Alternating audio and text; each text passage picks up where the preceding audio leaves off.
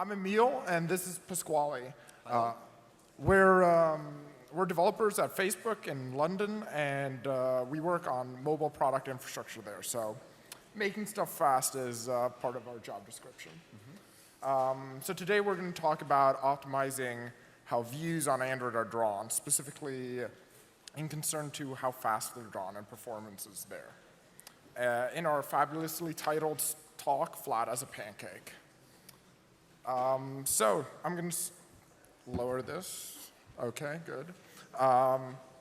So today, we're going to optimize this view. So this view of this bird represents a typical view in an Android application. Typical in the sense it's not too simple, but it's not overly complex either. It's something which you typically see in an Android recycler view, for example.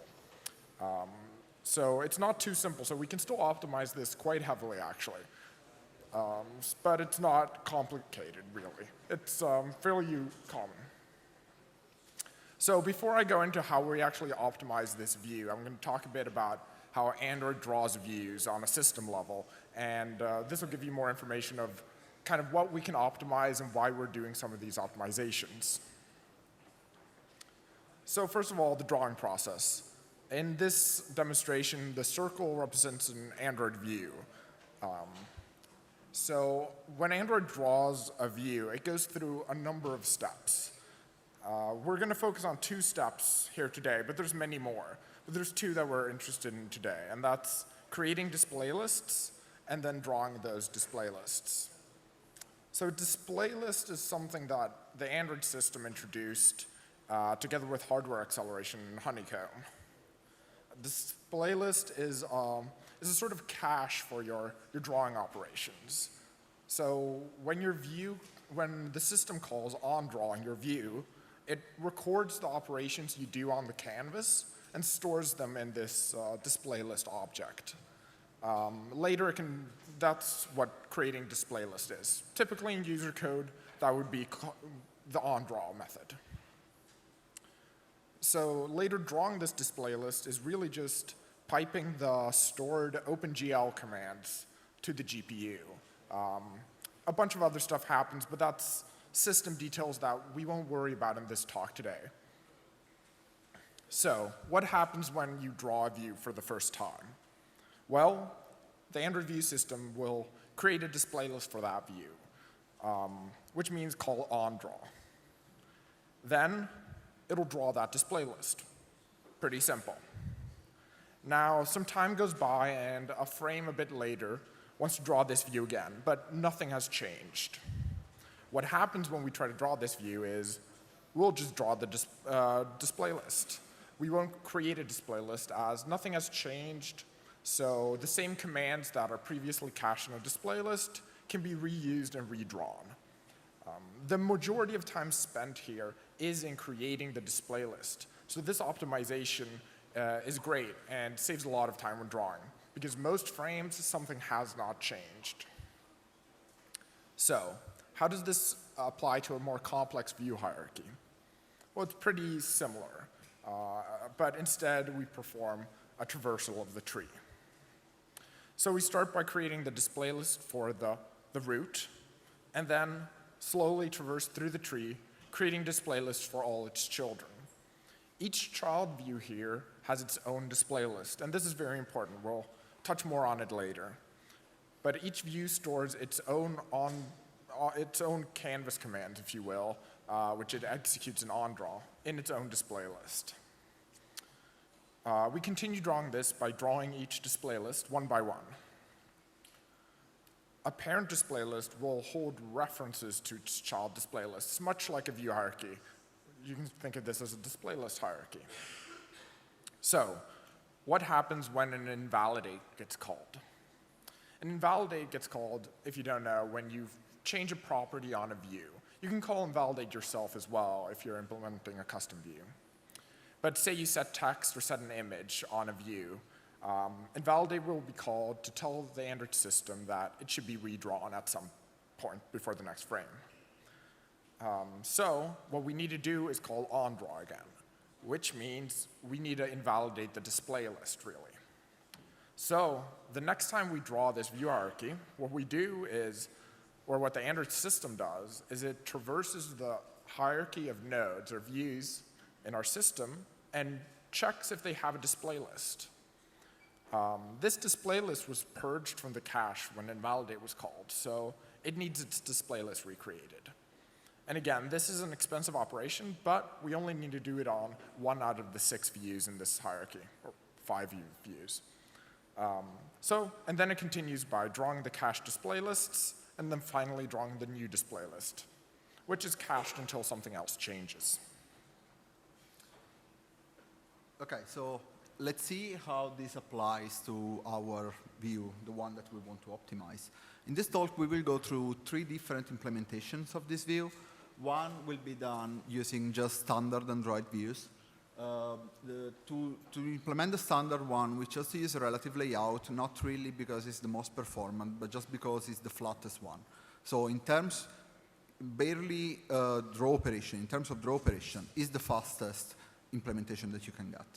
And then we will go through some other implementation using some more advanced techniques like using drawables instead of images, and then finally using text layout. But we will introduce this concept during the presentation, so we don't need to worry about that just now. For our performance analysis, we used an internal tool we have at Facebook that is a micro benchmark for views, basically. What we do is we create a view, we set new properties on the view many times, and we measure the drawing time through Android systraces. If you don't know what Android systrace is, it's a tool that is shipped with the Android SDK that basically tracks the execution of your Android code. What we're interested really into is the traversal, so the part where the view gets laid out and then drawn. So the first implementation, the one with standard Android views, is pretty simple to understand. I mean, we have like a container, and each box represents basically a different view. This will look something like that. We will have a relative layout, and inside we will have a bunch of image view and text views. So, I mean, again, since this is very flat, when we will go and create the display list, the root will simply call create display list on each one of these children, and then when we draw, we'll call draw display list for each one of these children. And, okay, so from our tool, we were testing on a Nexus 5, if you're interested in the device. These are the times that we were seeing. So, as you can see, get display list is more expensive than drawing itself, and the total time for this is roughly 2-point-something milliseconds. Now, this number might not seem like a big deal. I mean, it's just 2 milliseconds, but you have to consider that the total time to draw a frame in Android in order not to skip any frame is 16 milliseconds. And drawing is just a part of it, really, because then there's layout, and then there's the swap buffers and other stuff that's going on, plus all your user code that might run in the UI thread. So we won't really cover a lot the layout part in this talk. Actually, we won't cover it at all, but there are like excellent talks in this room after hours that will actually go through that part. So let's see how we can actually improve this. As I showed you, we are using a bunch of image views and a bunch of text views. We could actually start saying, okay, let's start reducing the number of views. So we won't have to call create display list and draw display list for each one of them. And what we chose to start with was image views. So it turns out that Android has drawables. And as the documentation states, a drawable is an abstraction for something that can be drawn. This is like the first line in the Android documentation. So drawable is actually a very simple interface. What it doesn't really do things that Vue does, like event handling. It does not contain its own display lists. So when you create the display list of a view that draws a drawable, the display list of the view will contain the information of the draw method of the drawable. And above all, does not contain any layout or measurement logic. So it's the view that has to take care of everything. So the standard usage of drawables in Android, the one that you probably have done yourself, is backgrounds. So all backgrounds for Android are drawables. So the view has its own drawable that is a background. We'll set the bound to the drawable as the size of the view, and that's it. So let's take a deeper look at what actually the drawable offers us. So the most important methods, the one that we will care about in this presentation, are really these two, draw and set bounds. So set bounds allows you to basically position and give a size to your drawable in the context of a canvas, so in the context of your view. While draw will simply basically draw the drawable on your canvas. Now, there are many different instances of drawable, and you can write your own.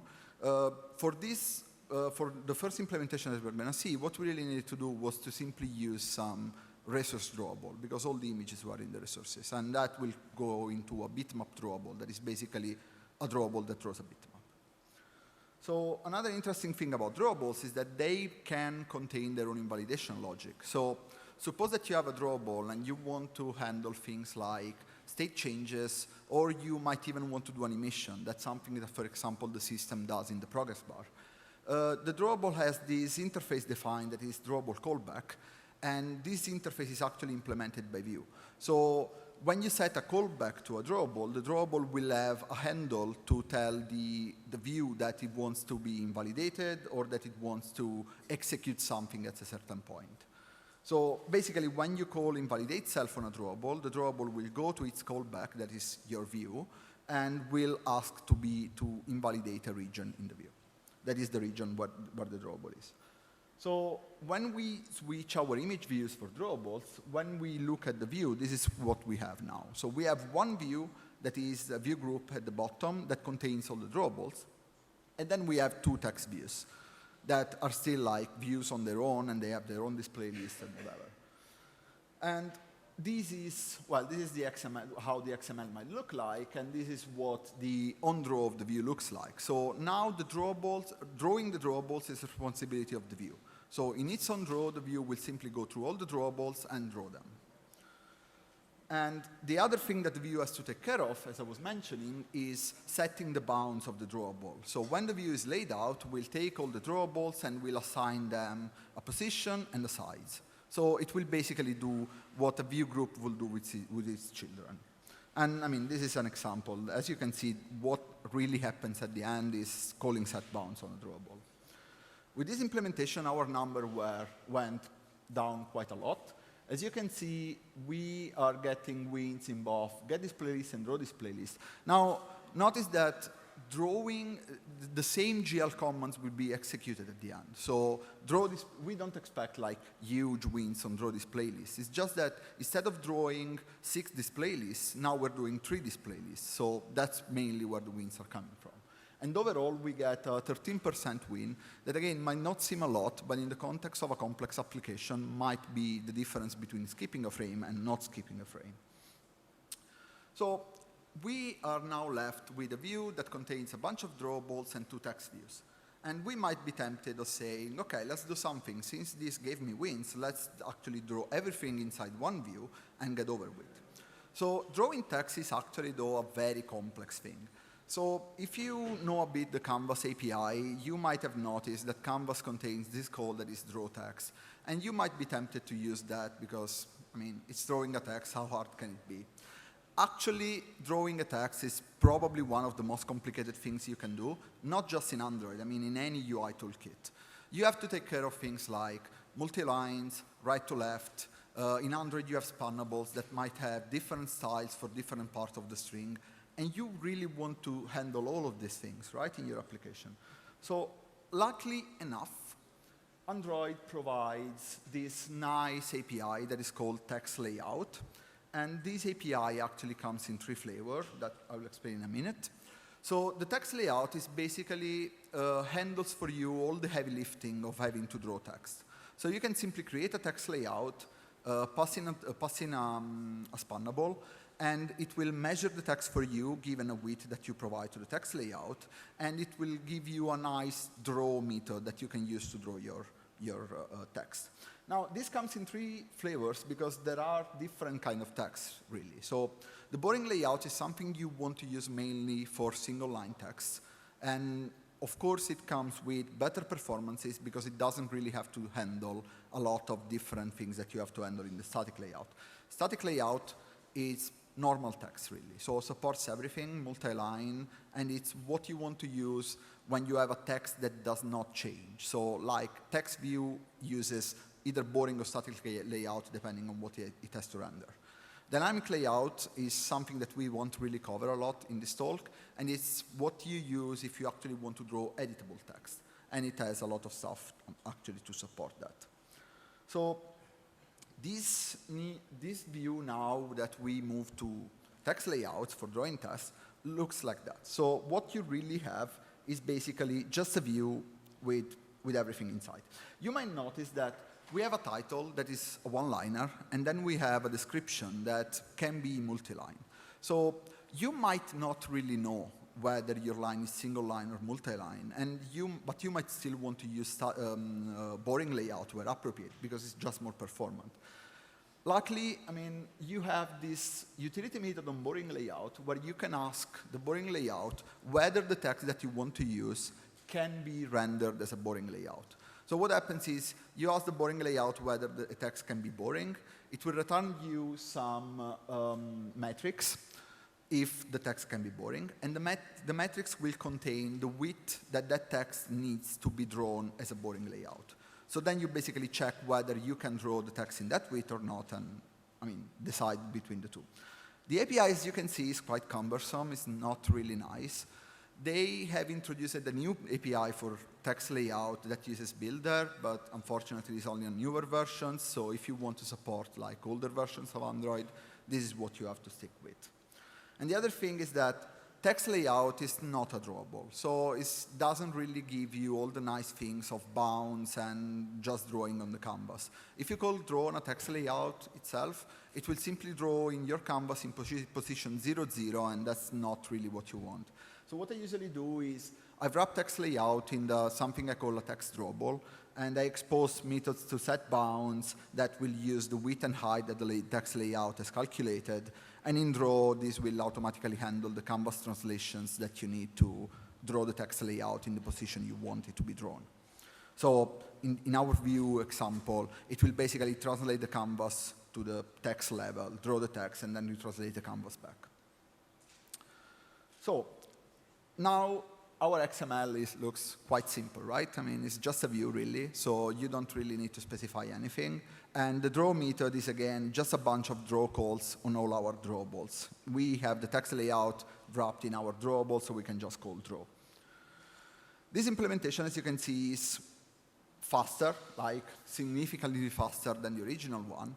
We are talking about a 26% win in performances. Now, consider that this is just drawing time. Like, we are getting 26% win in drawing time. If you use these instruments properly, you have seen that I had to write my own layout method. So you will also get wins in layout and measurement if you use this. But again, this is more a topic that will be discussed in the next talks. So there is another very interesting thing that you can do when you use text layouts. And I mean, this is kind of hacky, but it can be very useful in some circumstances. So as I was mentioning, drawing text is very, very complex. So what happens when you have to draw a text is that the system has to generate a glyph that basically is kind of like a texture that represents the text that you have to draw. And the glyph is dependent, of course, on the size of the text, the style, the font, and everything. So when you draw the text for the first time, this glyph is created that is put in a cache that is half a megabyte, roughly. And when then you have to draw the text again after the first time, you will have the glyph already in the cache, and the drawing will be much faster. So if you have like a very complex piece of text that you have to render and you don't want to spend 50 milliseconds drawing just the text, what you can do is you can spawn a secondary thread, draw the text, the same text layout that you're going to use in your view on a picture. Picture is a nice API in Android that basically allows you to draw on a bitmap off screen, whatever you want. It just records really the canvas commands. It's kind of like a display list before display lists were invented, and it's not really supported now in hardware accelerated stuff, but we don't really care, because what we really want is for the glyph cache to be populated. This way, when you're actually going to draw your view, the first time we saw with this technique up to 10 times fastest drawing time for text. So if you're having trouble drawing your text, this might be an option for you. So So far, we've seen a lot of optimizations and way to achieve optimizations, and we have seen like good improvements, and we might be tempted to just go and write everything custom. I mean, unfortunately, this is the real world, and this is not all rainbows and unicorns, and Emile will explain you why in a sec. Yeah, so this was awesome. Super performant views. However, they don't do everything well. So let me start with an example of where they don't do drawing well, which is contradictory to what we've said, but not really, and you'll see why. So a very important aspect of drawables is that in contrast to views, they don't actually, or they do actually invalidate their parent when they invalidate themselves. So as Pasquale was mentioning, there are these drawable callbacks which are implemented by views, which when a drawable calls invalidate, or its method is called invalidate self, it will really just invalidate its view that it's hosted in. So this means when you're invalidating a small drawable inside a big view, the big view will be invalidated. So let's go through that with a similar diagram to before. Here I've introduced a square representing drawables. Circles are still views. So what happens? Well, when we draw this hierarchy of a root view, a view group with one child and two drawables, it could be a frame layout with one child, a background, and a foreground drawable, for example. Now what happens when we create the display list of the root? Well, draw gets called on both the drawables. They are essentially part of the view as far as the system sees drawing operations. There are no drawables. They're just part of the drawing operations on the view. So they get executed together. Now we continue and we create the display list of the child.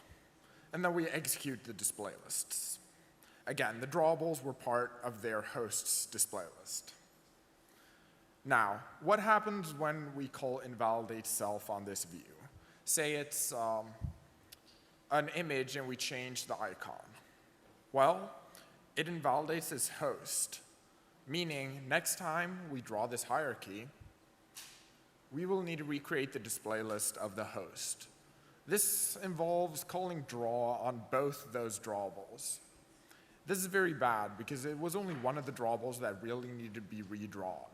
But given that it's part of a view, the view needs to redraw everything. That includes what we can in this diagram see as child drawables, but the system doesn't see them as children as much as the same thing in the display list sense.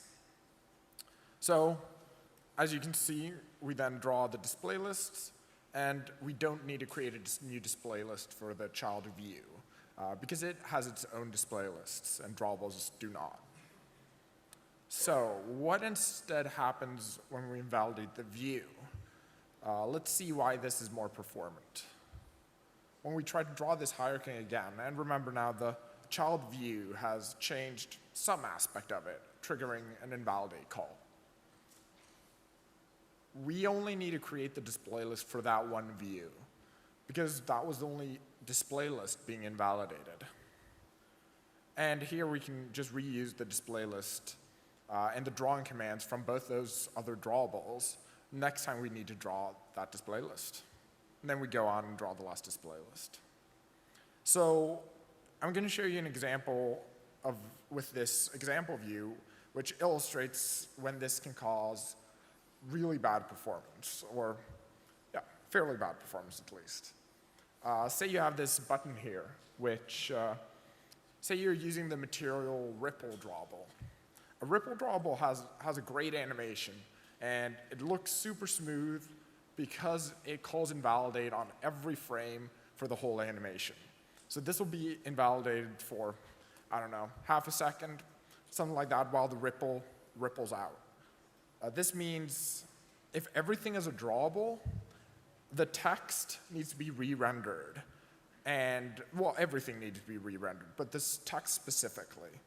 Text is cumbersome to draw, and that makes it very, very expensive. It is definitely the most expensive drawing operation in a typical Android app. So typically you do not want your text to be redrawn when your text has not changed. We took some measurements on this by using the framework Pasquale described before, but just invalidating this tiny button and seeing the performance. So because we're invalidating the smaller area and things are cached, the numbers here are a lot lower than before, but we really just care about the relative numbers. So you can see here that the standard version, which is the relative layout version, is by far the best performing view because all the display lists are there. We have display lists for every individual element, meaning that if you invalidate one of the elements, that invalidation isn't propagated to the rest of the drawable elements.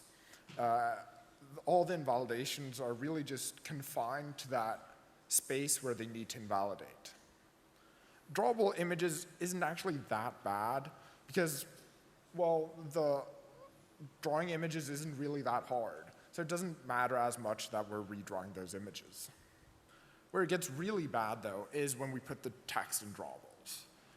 Because then we take out the text display lists and practically merge them up into the root. So the text display lists are part of the root display lists. So when we're pressing that button and that ripples out in 60 frames per second, we're going to be redrawing the text every frame. And this is what hurts that performance of the text so much. So what can you do to get the performance gains Pasquale talked about, but avoid these kinds of things? Well, it's really all about the context of your application. But one pretty simple thing is to look at views which have these frequent invalidations, or in our case, drawables that have this frequent invalidation, and move them from being drawables. Pretty much don't do the optimizations we talked about, leave them as views. Because if that one button was a view, its invalidations wouldn't actually trigger a redraw of any text. It would not trigger a redraw of anything else than the button. So something to do is locate the things that invalidate often and confine the invalidation to as small area as possible. And this can easily be done by just not using a drawable, but using a view for those drawing operations instead. Also, there's always the trade-off. If, for example, you have this fully flat view and that makes scrolling impeccable, that might be worth it doing it if, for example, you skip a frame when pressing a button. That might not be as noticeable to the user. So it's all about trade-offs, the context of your application, and really just testing and seeing how it works. There are other limitations of this, or I shouldn't say limitations, but things to consider before performing these optimizations. Accessibility, namely. So accessibility is highly important. And I jumbled RTL into this, but they are kind of on the same point. So accessibility is very important, and the Android framework actually does a great job handling both accessibility for like screen readers and such things, as well as right-to-left layouts. It does this for you and implements this based on views. All you really need to do is add content description to images and make sure your strings are translated properly and such things. But with doing everything yourself, the Android view system doesn't actually know that the text in the view is text or the image in the view is a button. It sees everything as a view hierarchy, so all it sees is a flat custom view. It knows nothing about this view. So it's not too bad, actually. The Android APIs exist for creating what's referenced to as virtual views. And this is done via the accessibility node provider, but it's nothing I'll go into here. It's possible. It's cumbersome, but it's definitely possible. So again, trade-offs here, and you have to feel for yourself if it's worth it or not. And again, with accessibility, you probably want focus changes, which there's also APIs for it, but it definitely takes a lot more work than just relying on the view system. So again, look at metrics and see, do I really need this? I mean, if you do, it's probably worth it, but look at the metrics first. And again, RTL layouts. This is not specific to drawing, but to use custom drawables, you will have to lay out your drawables manually. You can build abstractions for this, but there's nothing in the Android framework for it. Meaning you can't, I mean, linear layouts and such and relative layouts handle right to left for you. This is something that isn't automatic when laying things out by hand. Another important point is touch events, which the Android view system handles very nicely by delegating to the correct views to handle the correct touch events based on the location. It handles sending action cancel events to views when they are no longer being touched. It handles multi-touching between different views, great. None of this works if you do this approach.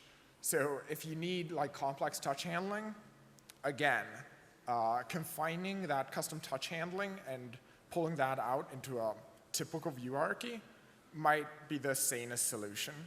But you can always override on touch and perform the touch event handling yourself, at least for the simpler cases. Again, it's something to think about before diving down into this. Drawable state is another one. Like, for example, with a button, probably once a pressed event. This is something you'll need to handle yourself via on-touch and set state on the drawables. Otherwise, this is handled by the view system for you. So again, it's a trade-off. In some cases, it's definitely worth it. In a lot of cases, though, it might not be.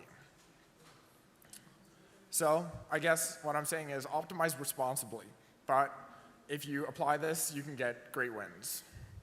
Thank you. Thank you. Any questions? Again, my name is Emil, and this is Pasquale. Yeah.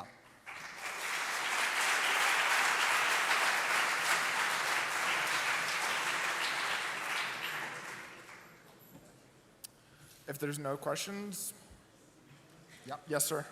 Just 1 second. Hello. Oh. Test? Okay. In one of the slides, you translated the canvas and then translated it back. Is there a reason why you didn't stash the change and then save the change? Yeah, so the canvas is shared, right? Because you only have one view. So every time you do something on the canvas, like an operation, a translation or something, you either undo it after, or you can actually, Canvas has other APIs, like you can do Canvas save, do your stuff, and then you do Canvas restore. Yeah, but I mean, in that case, it was just a simple translation, so I mean, you might just as well translate it back. It doesn't really change anything. Short answer, there's no real reason, I guess. Okay, thanks. Anybody else have a question they want to ask? Cool. Okay. Thank you all. Thank you. See ya.